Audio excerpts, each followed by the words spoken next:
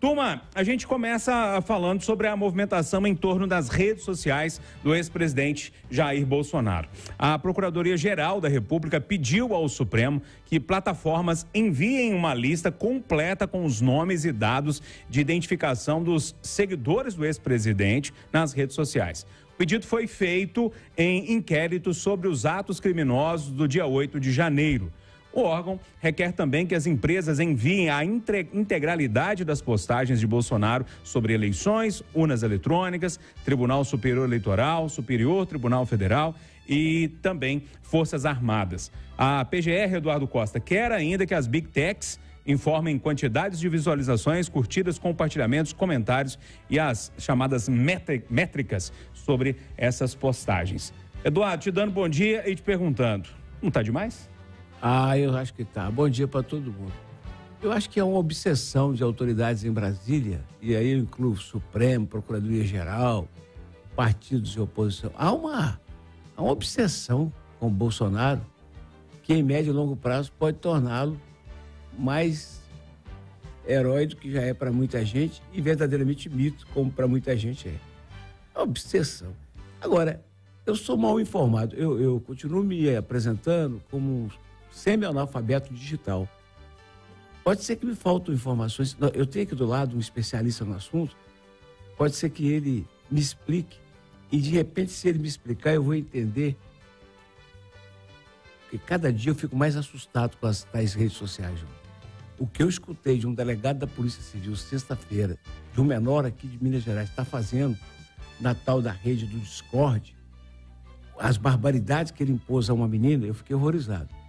E, de repente, Júnior, a rede social não é perigosa só para você perder o emprego. Se você publica uma foto do aniversário do seu filho, que você está tomando refrigerante de uma concorrente da sua empresa.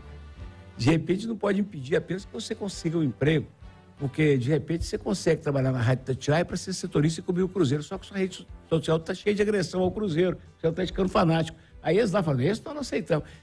De repente, Júnior, a rede social pode contar a sua história toda a ponto de você ser acusado lá de tramar um golpe militar na rede social. E devo dizer que eu estou entre os investigados, porque eu acompanho o homem lá, eu tenho que estar bem informado. No Insta, só no Insta. De outro jeito, né? Eduardo é analfabeto digital, mas tem quantos seguidores lá no Instagram, né? 103 mil. Eu estava subindo mais, mas agora eu comecei a bloquear muita gente, não sobe mais. Professor Felipe Nunes, já que o senhor foi citado pelo Eduardo Costa aqui no livro de regras do Conversa de Redação, quando a pessoa é citada, ela tem direito a falar sobre o assunto. Essa história aí da Procuradoria-Geral da República em relação aos seguidores, enfim, as redes sociais do ex-presidente Jair Bolsonaro, é vista de qual forma pelo cientista político? Bom dia. Bom dia, Júnior Moreira, Eduardo, todo mundo aqui da bancada, é um prazer. Para quem está nos assistindo, nos ouvindo, eu tenho um recado claro. Cuidado! Vocês não estão entendendo o que está acontecendo com esse negócio de rede social. Antes da gente politizar o assunto, eu queria tratar o assunto de maneira técnica, porque a gente daqui a pouco politiza, mas antes eu quero falar de maneira técnica.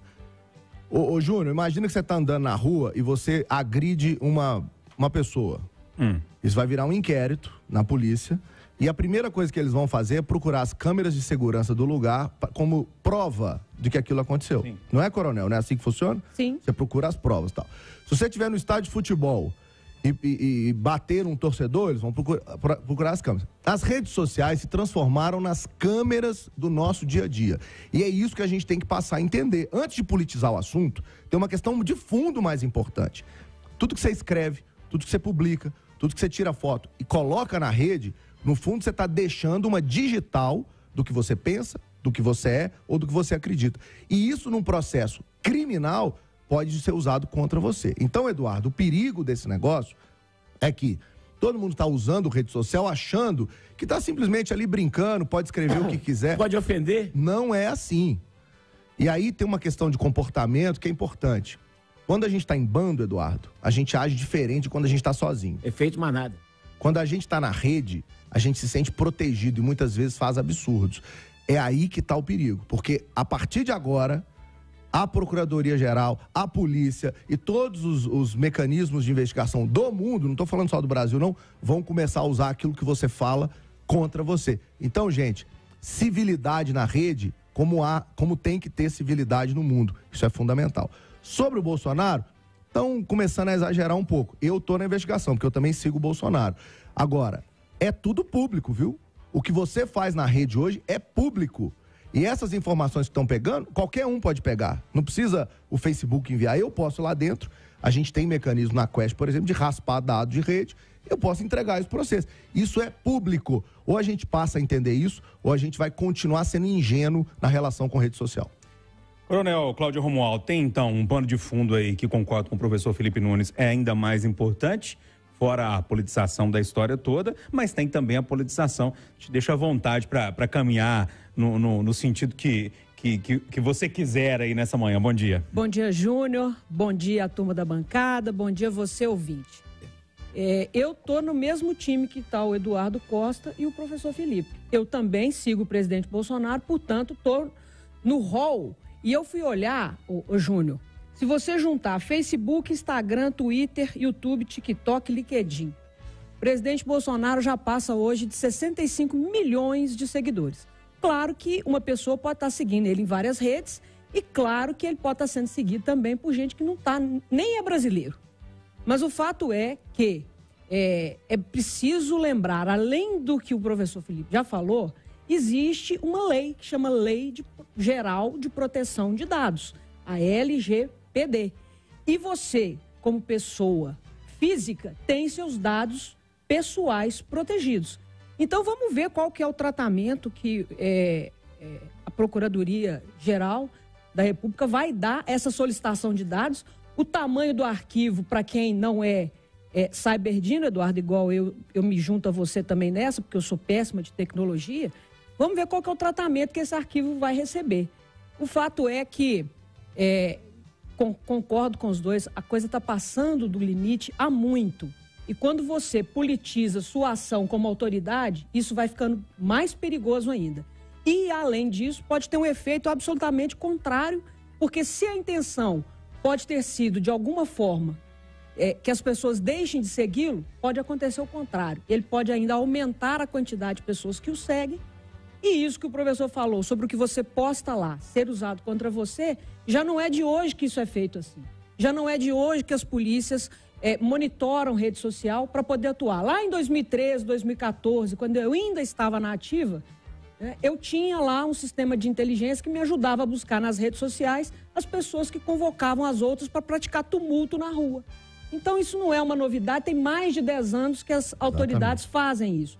Então, realmente, é preciso ter cuidado. Coronel, posso só dois adendos rápidos, tá, Júnior? Primeiro, estima-se que o Bolsonaro tenha de pessoas únicas nas suas redes, alguma coisa real, porque você está somando todas, né? Sim. Alguma coisa em torno de 15 milhões de pessoas únicas, se você pensar em rede. Então, porque um pode estar seguindo duas redes. Um pode estar duas, três, quatro. 15 milhões de estimativa. E desses 15 milhões, 75% é uma estimativa que a gente trabalha, pelas análises que a gente faz de rede, são brasileiros. Então, nós estamos falando de um número realmente expressivo aqui dentro. E a senhora lembrou uma coisa, na Copa do Mundo de 2014, no Brasil, essa tecnologia de rede social já foi utilizada justamente para coibir, vocês vão se lembrar das manifestações de 13, o Exército Brasileiro usava tecnologia de inteligência para ver quem estava falando o quê. Quer dizer, isso não é de hoje e eu acho que isso vai se intensificar, esse é o alerta que fica. E aí...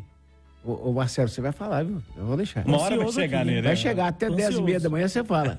E aí eu me pergunto, por que é que as torcidas organizadas continuam tramando pela rede e ninguém pega? Por que é que o crime organizado continua funcionando dentro da cadeia e a rede social não ajuda? Eduardo, isso aí, duro, cara, é duro. Isso dá um seminário, tá? Nós podemos ficar conversando disso duro. uma semana. É duro. Mas aqui, deixa eu deixar o Marcelo da Fonseca falar também sobre essa questão da Procuradoria-Geral da República com as Big Techs, pedindo aí os dados do ex-presidente Jair Bolsonaro, que já a gente tem mais um tema polêmico aqui para falar. E aí, Marcelo, a sua leitura sobre isso tudo. Bom dia, seja bem-vindo mais uma vez. Bom dia, Júnior. Bom dia aos amigos do Conversa. Bom dia aos ouvintes. Eu vejo com muita preocupação uma medida como essa, principalmente quando ela vem seguindo várias outras medidas, né, no inquérito envolvido os atos antidemocráticos de 8 de janeiro.